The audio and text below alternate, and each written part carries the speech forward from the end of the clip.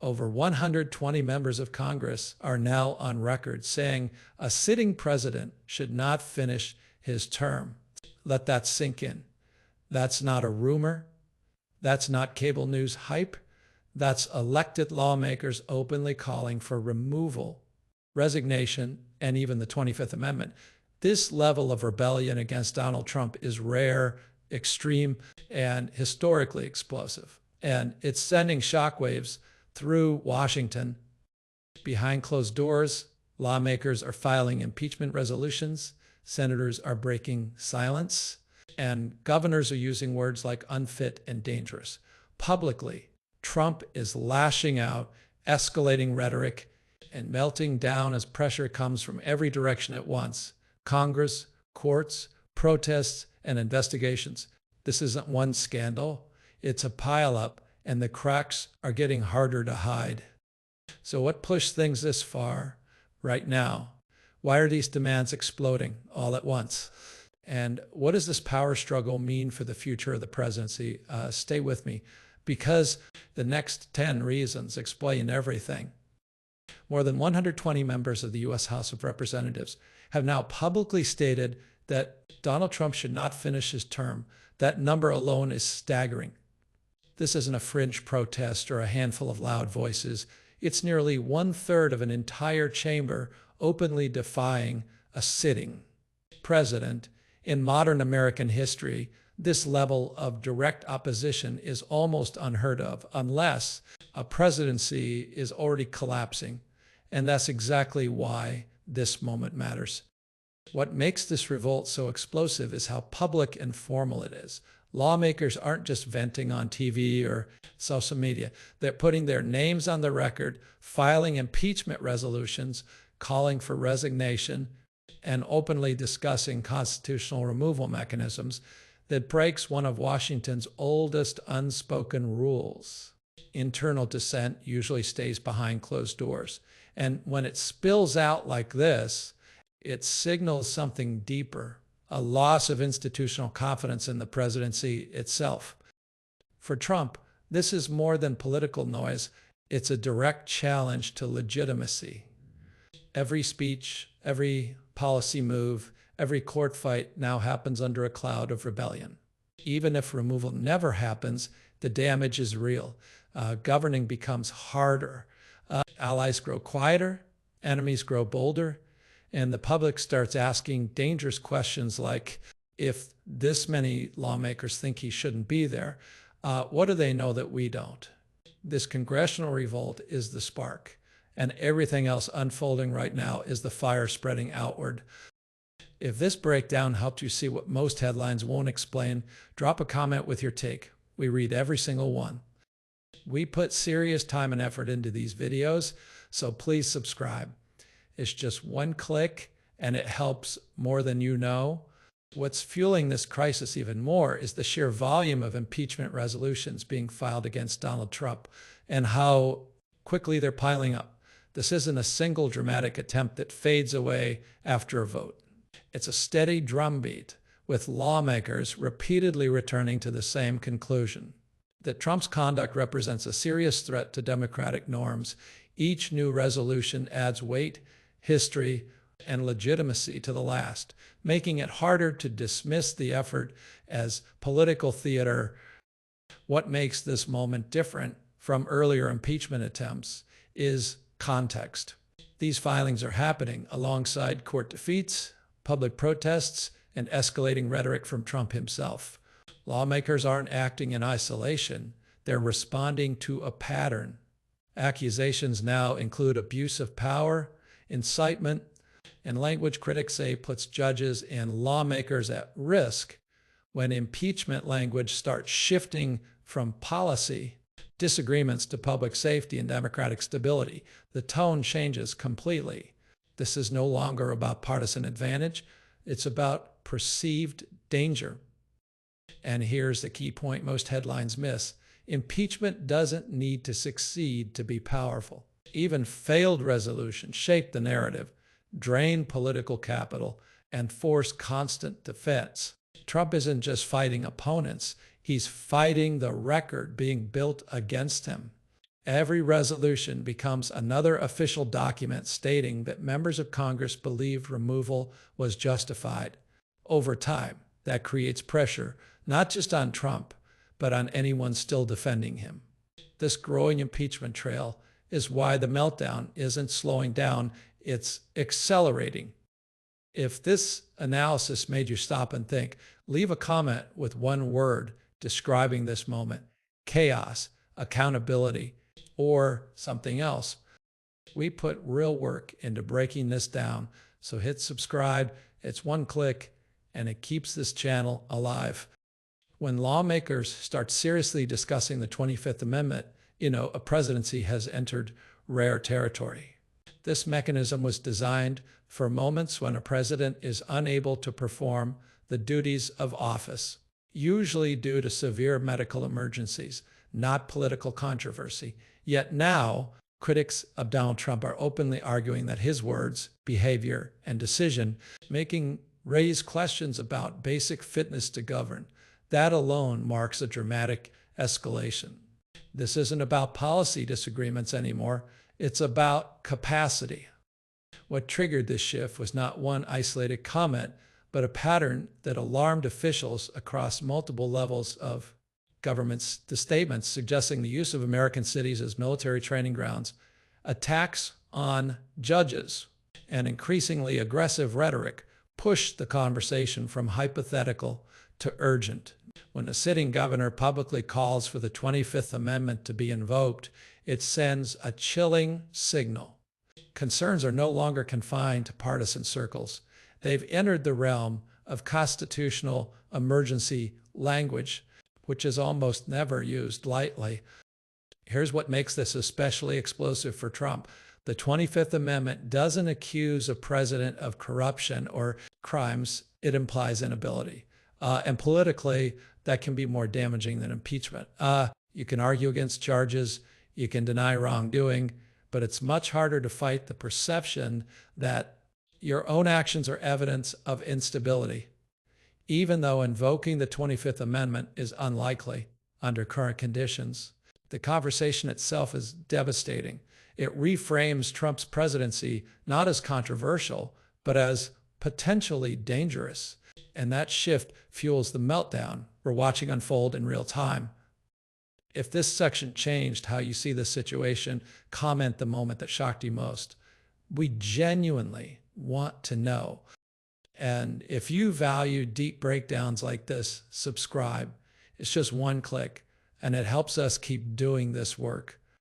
What truly sent this crisis into overdrive was language that many officials say crossed a red line. When Donald Trump suggested using American cities as military training grounds, it stunned even seasoned political observers. That phrasing wasn't accidental, and it wasn't abstract. To critics, it sounded like treating U.S. cities full of civilians, families, and businesses as if they were enemy territory. In American politics, words matter, and these words landed like a shockwave. This wasn't just controversial, it was deeply unsettling for lawmakers, governors, and military experts alike. The idea of deploying or framing the U.S. military in domestic, citywide terms immediately raised fears about authoritarians' overreach. Governors pushed back publicly. Members of Congress reacted in real time. And suddenly, conversations that once felt unthinkable about constitutional safeguards and emergency powers became unavoidable. The tone shifted from political conflict to national stability.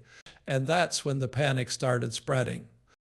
For Trump, this moment was gasoline on an already raging fire. Critics didn't have to interpret or speculate. The statement spoke for itself. It reinforced concerns about impulse escalation and a willingness to blur lines that presidents traditionally respect. Even supporters found themselves forced to explain or soften the message, while opponents seized on it as proof that the situation had become dangerous. Once rhetoric reaches a point where leaders fear it could normalize force over governance, trust collapses fast.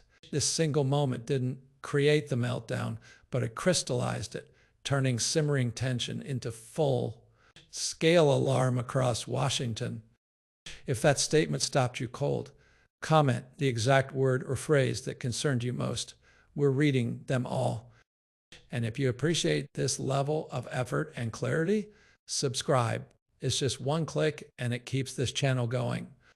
What takes this crisis to another level is that the backlash isn't coming only from Congress, it's coming from state leaders.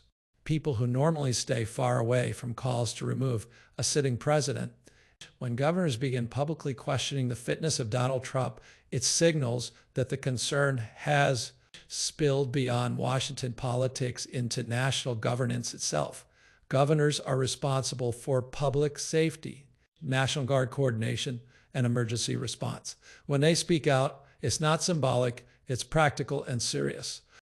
This matters because governors don't gain much politically by escalating tensions with the White House. In fact, they usually avoid it. They need federal cooperation during disasters, funding negotiations, and security planning. So when a governor publicly suggests constitutional action against a president, it tells you they believe silence is riskier than speaking out. That's a powerful shift. It suggests Trump's rhetoric and behavior aren't just controversial, they're being seen as potentially destabilizing to states trying to govern calmly and predictably. For Trump, this kind of pushback is especially damaging because it undermines the idea that opposition is limited to Washington insiders. Governors are closer to the people.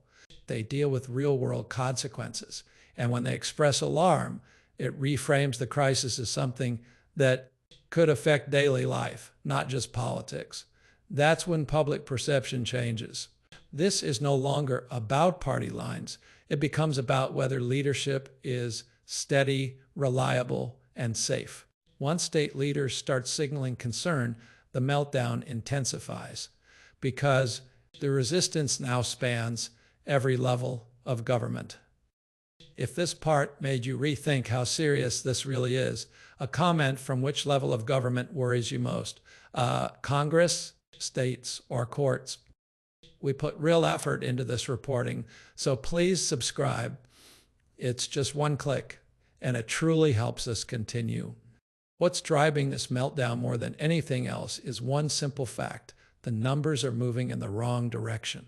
Early calls for action against Donald Trump could be brushed off as symbolic or partisan. But now, the list of lawmakers openly saying he should not finish his term has grown steadily, publicly, and unmistakably. In politics, momentum is everything. And this momentum is building, not fading. That's why the pressure feels different this time. Growth matters more than totals. When the first impeachment efforts surfaced, support was limited. Today, that support has expanded by dozens, and each addition sends a signal to others who may be quietly thinking the same thing. Lawmakers watch each other closely. When more names appear on resolutions and public statements, hesitation turns into courage. Silence turns into statements, and once that threshold is crossed, the movement becomes harder to contain. This isn't a sudden explosion. It's a slow, dangerous climb, and Trump knows it. For Trump, rising numbers are far more threatening than loud criticism.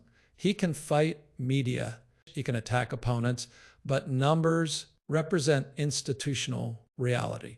Every added name means another elected official, willing to risk backlash to go on record. That creates headlines, it fuels investigations, it pressures party leadership, and most importantly, it reshapes public perception. People don't ask if there's a problem anymore. They ask how serious it is. This steady increase explains the anger, the defensiveness, and the escalation we're seeing, because once momentum takes hold in Washington, it rarely reverses quietly. If you've been watching this story evolve, comment the moment you think everything changed. We put real time and effort into these deep dives. Please subscribe. It's just one click, and it keeps this channel going. Another major reason this meltdown feels so intense is that everything is hitting at the same time. Legal setbacks, ethics questions, investigative pressure, and political attacks aren't arriving one by one. They weren't restacking up simultaneously for Donald Trump. That creates a perfect storm. Even a seasoned political fighter struggles when there's no breathing room between crises. One bad headline blends into the next, and the sense of control starts slipping. Courts blocking or scrutinizing executive actions send a powerful message. Limits still exist. Investigations, whether criminal, civil, or congressional, keep Trump in a defensive posture, constantly responding instead of advancing. Add ethics, controversies, and leaks to that mix, and the pressure becomes relentless. Each issue alone might be manageable. Together, they form a constant siege, draining time, focus, and political capital. This is when frustration turns into anger, and anger turns into escalation. What really accelerates the meltdown is how these pressures feed each other.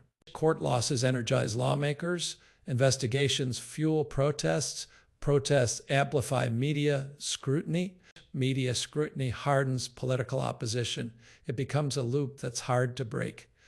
Even loyal allies start choosing silence over defense, not because they've switched sides, but because the cost of speaking up keeps rising. This convergence explains why Trump's responses appear sharper, louder, and more confrontational. It's not just resistance, it's compression. And compressed pressure always seeks an outlet. If you're connecting the dots as this unfolds, comment which pressure point you think matters most: courts, investigations, or Congress. We put serious effort into these deep dives, so please subscribe. It's just one click, and it truly supports this channel. One of the most overlooked signals in this entire crisis is what's happening behind the scenes in Congress. More than 10% of sitting lawmakers have already announced they will not return after the next election cycle.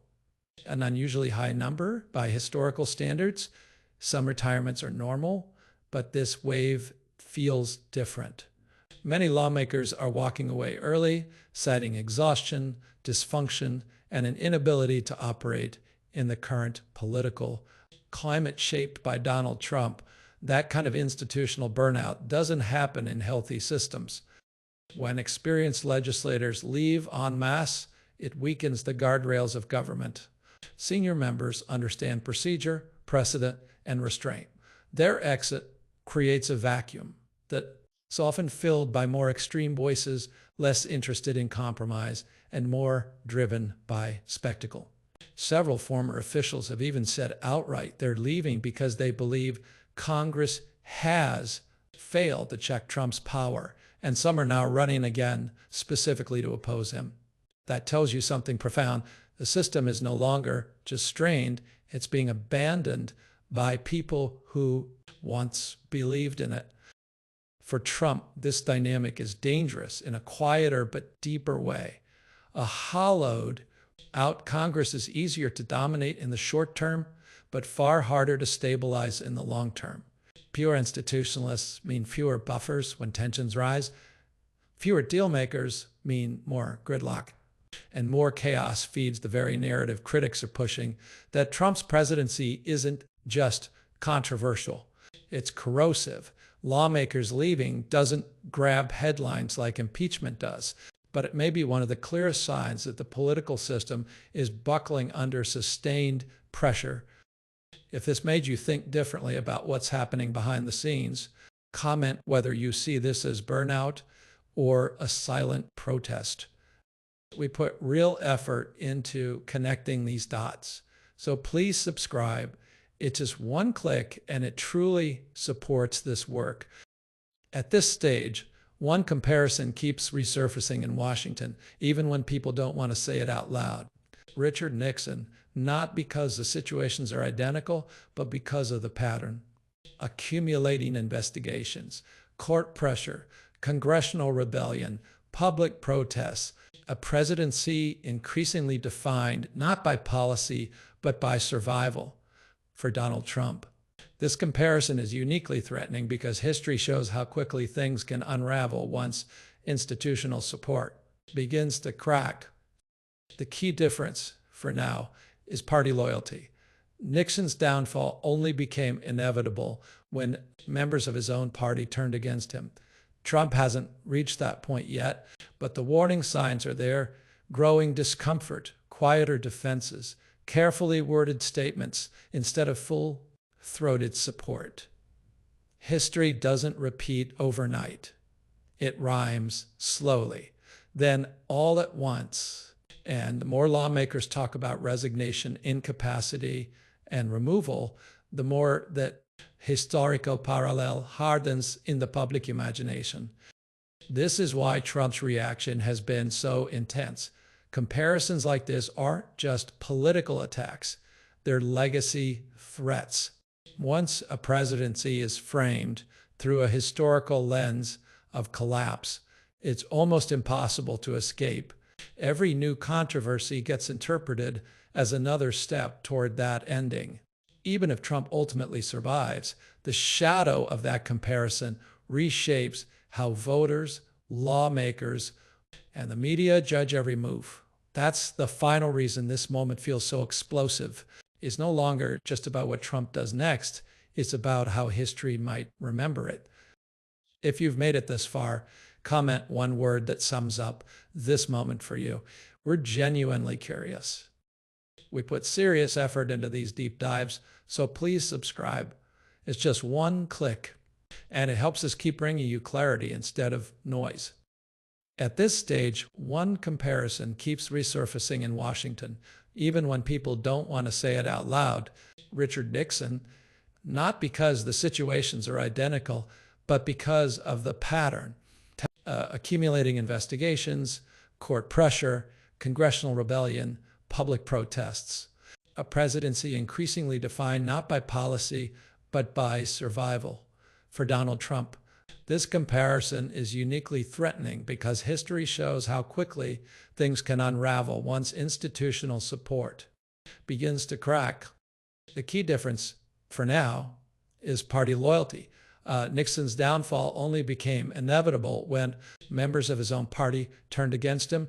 Trump hasn't reached that point yet, but the warning signs are there. Growing discomfort, quieter defenses, carefully worded statements instead of full-throated support.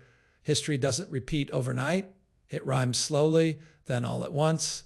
And the more lawmakers talk about resignation, incapacity, and removal, the more that historical parallel hardens in the public imagination. This is why Trump's reaction has been so intense. Comparisons like this aren't just political attacks, they're legacy threats. Once a presidency is framed through a historical lens of collapse, it's almost impossible to escape. Every new controversy gets interpreted as another step toward that ending. Even if Trump ultimately survives, the shadow of that comparison reshapes how voters, lawmakers, and the media judge every move. That's the final reason this moment feels so explosive. It's no longer just about what Trump does next. It's about how history might remember it. If you've made it this far, comment one word that sums up this moment for you. We're genuinely curious. We put serious effort into these deep dives, so please subscribe. It's just one click, and it helps us keep bringing you clarity instead of noise.